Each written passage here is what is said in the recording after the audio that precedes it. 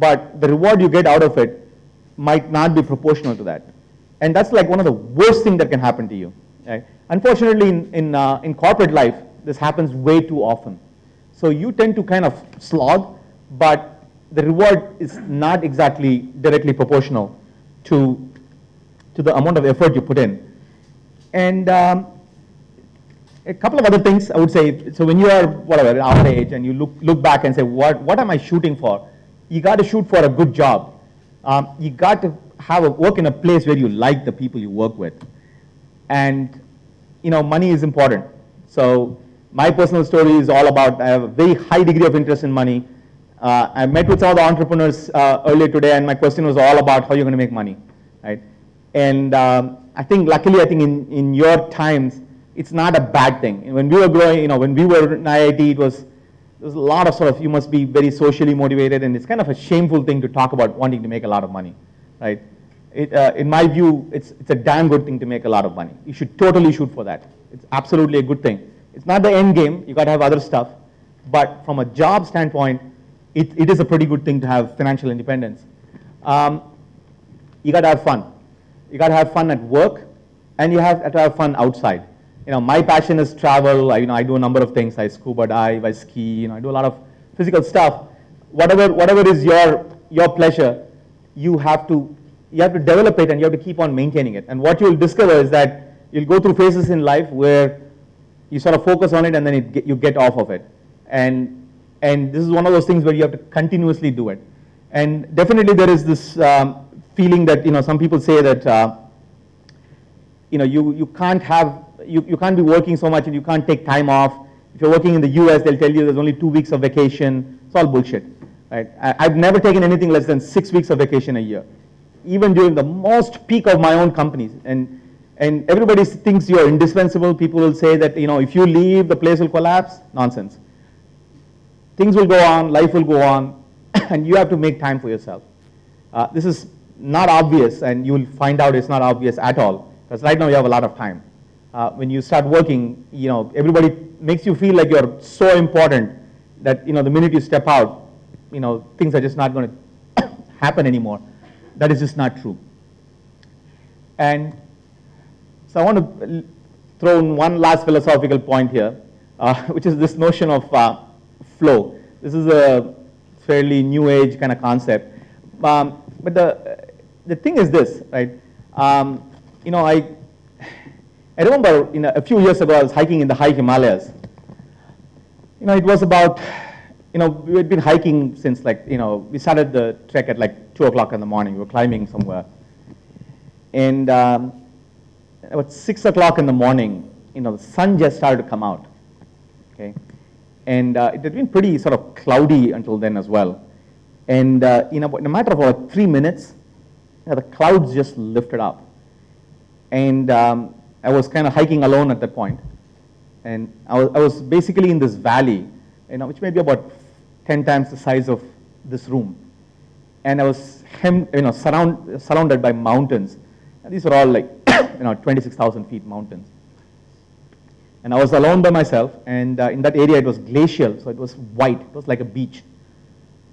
And I had this sort of feeling of, just this wow, this feeling of wow. And it's very hard to describe, but it's a mental state of sort of being in the zone, being in the flow. This happens to athletes all the time. I'm not an athlete, but my friend Sundar here runs all the time. You get into this moment of feeling of the zone. The truth is, work can be in the zone too, right? So I've been, in Snapfish, for example, there are days you work like 18 hours a day, 19 hours a day, and things are happening, things are clicking, you're slogging, right? But things are just moving. And to me, that's what flow is about. That's what being in the zone is about. And I'll tell you, it's such a high. It's an incredible high. And there is no reason why you should not want that, right? I'm sure it exists, outside of entrepreneurship. In every job, there are moments of being in the zone. But to me, it's like almost like a drug high. It's a state of mind. Doesn't exist all the time. Obviously, you can't get it 30 days a month. but you can get it for several days a month in good jobs. And when you're having that, you know that you're having fun, you know that you're in the zone, and you know you're doing well, right? And the business is going to do well.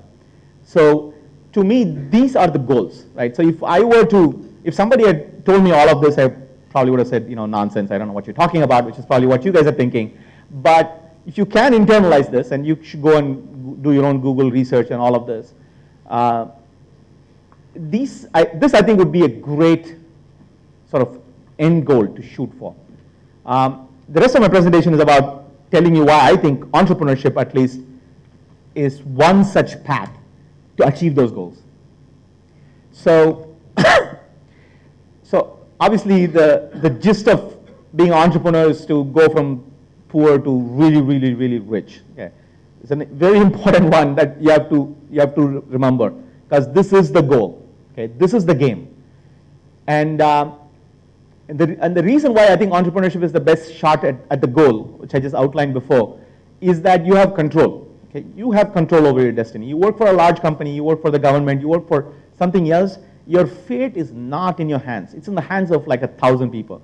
And for people like me, or maybe I'm a control freak, but that's just not okay. It's not okay to let go and have my life be determined by random people, right? So if you buy into this thesis of why that's a good goal, and why entrepreneurship at least is one very good way of achieving that goal, and doing research or teaching might also be another way. The question is, why now, right? So when we graduated, obviously there's no word called entrepreneurship. By the way, my dream goal when I graduated was to take up a permanent job. I mean, if somebody had told me that I would be doing startups, I would have freaking laughed at them. Like, no way. But things have changed. Now it's fashionable. Everybody is talking about entrepreneurship. It's cool, right? Books are being written about it. So that is a good thing, but there's some logic to it. The logic is that in the last 30 years or so, just unimaginable wealth has been created in this section of the society. And in my view, this is going to continue for another 30 years. Right? Just think about history. In history, these moments don't exist. There are very, very rare moments where such things happen, where this unprecedented wealth creation happens in a concentrated locations and a concentrated amount of time. I think it's going to happen from a sort of a technology standpoint. There are reasons why that should be the case. The 5 billion cell phone example, which everybody uses, right? When the world had whatever, a couple of 100 million PCs. Now we are talking about 5 billion computing devices in people's hands, right? And that is going to enable a level of productivity that it's just not possible before. That is the opportunity for starting businesses. Energy, another obvious one, especially here in India, right? When the power generation curve is going like this or down, the demand is going like that, right? This is a gap. Somebody's got to fix it. You either generate more power or reduce the demand. And to me, it's the problem statement is very simple. Obviously, the solutions are extremely complex, and that's where companies are getting created. And these are just two areas. Right? There are n number of areas. Bio, for example, right? And this is unprecedented, technology we have now. We've decoded the human genome. So a huge number of opportunities there. And so the time is now. Right? And the third thing I do want to say is that big companies are very risky right now. Okay? So you might think that going and joining an IBM is safe. It's not. Right?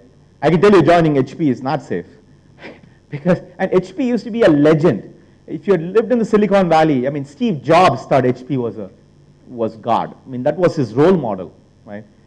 And these companies might go out of business. Right? Nokia 5 years ago, was the company. Right? Now it's nowhere. So there is no such thing as safety if you join a big company. I would say they are more risky because you are a pawn in the equation. And believe me, like I've sat in HP, I've sat on the other side of the table, and you're determining the fate of 5,000 people. You're like, yeah, okay, let's cut that division. Like those people are gone. Okay. And you don't know about it, right? There will be structured, some restructuring, there'll be some buzzwords that come to you, but that's what happens to you, right? So you don't want to be one of those. I would rather be in control, making those decisions, rather than be on the other end, receiving it. The other one is that, it's a level playing field, right? So, when we passed out, you had to be some rich guy's son. All of us here, or at least I'm presuming many of us, we come from sort of middle class families. And you know what? There's never been a time where you don't need those connections to be an entrepreneur or to make it big. You just don't need it because the playing field is level, right? A kid in a garage can actually do a startup now, and there's also capital available for that, right? So and lastly, which is most relevant here, you're all technologists, and this is the golden age of technologists. Technologists rule, right? So so for me, these are the reasons why all of you should be thinking about entrepreneurship.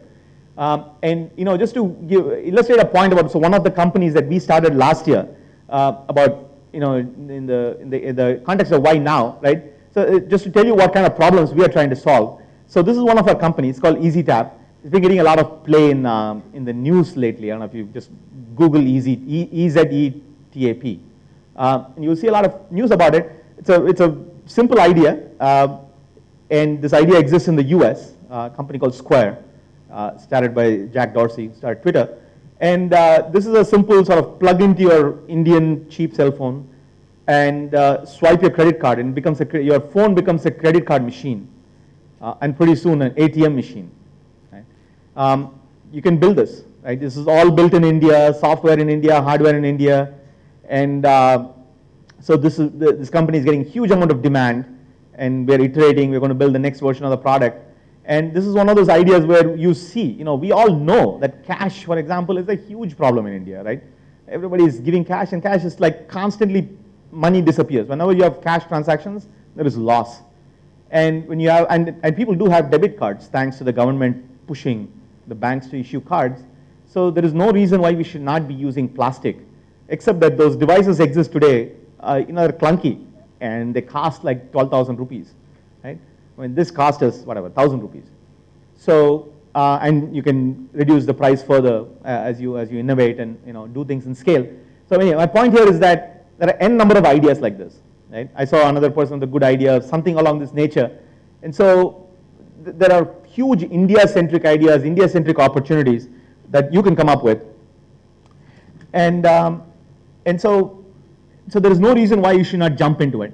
Now, the question is, one of the questions I got asked earlier was, should I just do it right now? Should I start a company right now, or should I wait, maybe learn a little bit? And this is a very nuanced answer. So I'll save that one maybe for Q&A, or I'll discuss that later. So it's not an obvious one that you should do it right now. But my point is soon, in a year or two, maybe 3, after leaving IIT, you all should be like jumping into entrepreneurship. So what's starting a company all about? So, you do recognize this mountain, right? What mountain is this? Excellent, very good. Highly geographically savvy audience here. So I climbed this, many years ago, and just a little story about the climb. Kilimanjaro is a fairly easy mountain to climb, so I don't want to exaggerate and make you feel like I'm a mountaineer or anything, but it's not totally trivial either, right? It's about 6 days to go up. So we were a group of people, and a couple of the guys were like marathon runners, and we were climbing and climbing, and the 4th day, you get to a point it's about 4,000 meters. Okay, so anything above 3,000 meters, you start feeling the altitude. 4,000 is serious altitude. So you get to the 4,000 meters at about 7 o'clock in the evening. And then you have to make the ascent. And to make the ascent, you have to start at 11 o'clock at night. Okay? And so there I was, waking up. And there were about 5 of us in the group. Okay? And we started climbing at 11. So at 1 o'clock, the first marathon runner drops out.